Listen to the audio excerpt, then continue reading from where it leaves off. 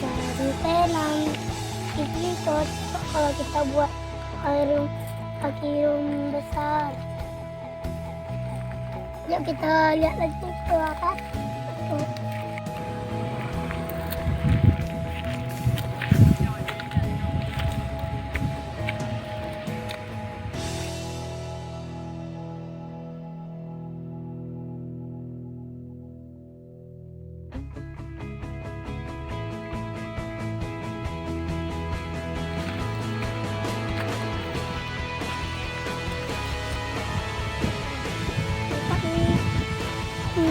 Gede ini.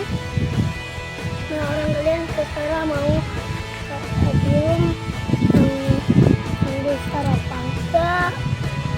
Kita nanti besar ambil beca, kita ambil ini. Dadah teman-teman. Kita pergi lagi, terus kita ke tanaman lagi. Nanti kita buat nanti review yang nanti selanjutnya ya. Dadah. Ini pohon. No. Teman-teman, ini pohon senggari untuk aqua skip.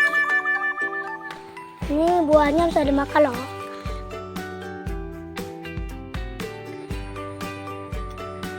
Teman-teman, ini aqua skip untuk wakis